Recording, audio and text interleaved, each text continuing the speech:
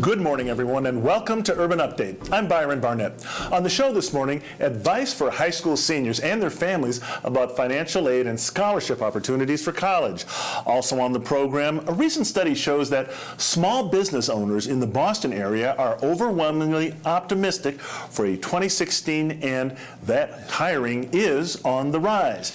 And to round things off, a local coupon expert visits us to show how you can save a bundle next time you go shopping. But up first, last week Boston Globe columnist Adrian wrote a provocative piece detailing why he feels it's time to banish what many feel is the racist legacy of former Red Sox owner Tom Yawkey. Yawkey, who has a street and an MBTA station named after him, presided over the Red Sox during a sordid racist past and an admitted shameful record of discrimination during his years. At a time when activists, especially on college campuses, are clamoring for renaming monuments to racist history, it's long past time for Boston to think long and hard about the official Yawkey legacy, writes Walker. Now, to further discuss this topic, we've invited Adrian Walker to the show this morning. Welcome to Urban Update. Thanks for coming in, Adrian. Good to see you again. Thank you very much. Okay, let's get right into it. Sure. Why did you write this column, and why do you feel Boston needs to make this change? It seemed timely at the moment because it's a time when people are really talking about history and whether it's time to reevaluate some of our historical monuments. And we have one right in our own backyard in the form of Yawkey Way. So It seemed like a good time to do it. I mean, again, Yawkey Way, that's a street that they block off. Right. It's the former Jersey Street, and part of it was renamed Yawkey Way in 1976 after Yawkey died. And the MBTA station as well. Right in front of Fenway. Right. And there's an MBTA station right nearby. Now, for those who may not be up to speed on this or who didn't see your column, what are some of the, I guess, sordid details of this, quote, racist legacy that of the Yawkey years that you wrote about? Well, it begins with the infamous Jackie Robinson tryout at Fenway in April of 1945. He and two other star Negro League players, Sam Jethro, who ended up playing for the Boston Braves, and Marvin Williams, had a disastrous tryout at Fenway. It was disastrous only in the sense that members of the Red Sox brass treated them horribly, and allegedly one of them, who may or may not have been Yawkey, screamed a racial epithet at them as they were winding up. That's right. And again, Jackie Robinson, you know, the player, the famous Jackie Robinson who broke the color line. Bona fide American icon. That absolutely. And they were at the end of their tryout. I guess a voice boomed out from the speakers on the field. Yes. Get those N-words off the field. That's right. Really? And no one has ever denied that the comment was made. The question is who made it. Yawkey, his general manager, Eddie Collins, and the manager at the time, Joe Cronin, were all there. It's never been clearly established who said it, although Cliff Keenan, who covered the Red Sox for years, mostly for the Globe, always believed it was Yawkey. Really? Wow.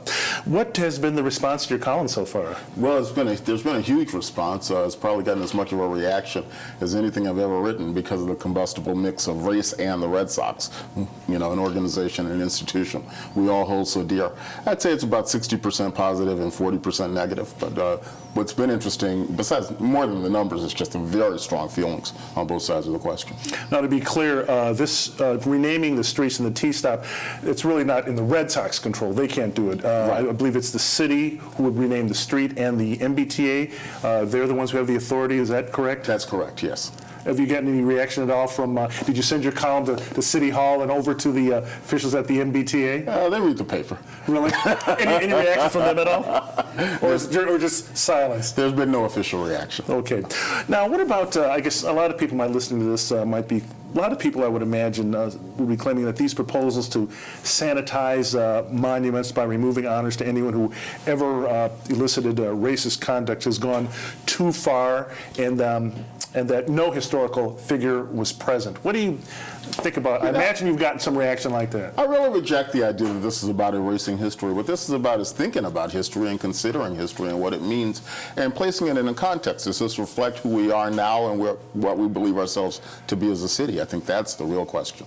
And I think the real issue is that we never really thought about it before, you know. Mm-hmm. And as for it going too far, it's gone hardly anywhere. You can count the things that have actually been renamed on your fingers. That's right, okay. Now, one Globe letter said, if we eliminated leaders who were homophobic, we might have to consider eliminating all memorials, all named memorials. Weren't Yawkey's tendencies a reflection of his time, despite his flaws? Some people might argue that they should not, negate his contributions. The Jimmy Fund, the Yawkey Foundation, and so forth. Oh no, they shouldn't negate his contributions, which include, the Yawkey Foundation, the Jimmy Fund. There's a Yawkey Boys and Girls Club in Roxbury. But again, this isn't about erasing anything. And as for being a man of his time was the same time as Branch Rickey's time. Rickey was the owner who broke the color barrier by signing Jackie Robinson. I don't think the man of his time argument really holds a lot of water when you consider that the Red Sox were the very last team to integrate.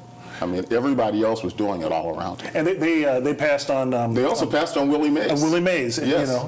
The Say Hey Kid. Wow, that's. They could have had Willie Mays and Ted Williams together for 9 years, and the only reason they didn't is because Mays was black. Now, speaking of Ted Williams, you suggested as one of the possible names, renaming it would be Ted Williams. Yeah, I kind of like the idea of Yawkey Way being named for a significant figure in Red Sox history. And not many people remember that it was Williams who called for the inclusion of Negro League players in the Hall of Fame in his Hall of Fame induction speech in 1966. And because he was Ted Williams, it happened. Okay, then maybe, who knows, maybe it happened. But Ted's already got a tunnel. Ted does have a tunnel. He's got a tunnel, so we'll see about that. And one last thing I just wanted to throw in real quickly. John Henry, by the way, the current owner of the Red Sox, he has never been one to sugarcoat this at all. No, never at all. No, he's talked about the shameful past. That's a direct quote. And Larry Lucchino has also talked about the undeniable legacy of racism in the organization. Okay, Adrian Walker, we will leave it right there, and we'll see what kind of reaction we get, and we'll keep our eyes on this one. If it gets renamed, we'll have it back on the show. I think it was a good subject to bring up, no matter what happens. All right, Adrian, thanks for coming in. Thank you. Coming next, some good business news. A recent study shows 60% of Bostonian small business owners are planning to hire, which is more than double what it was 2 years ago. More details right here, coming up on Urban Update. Stay with us.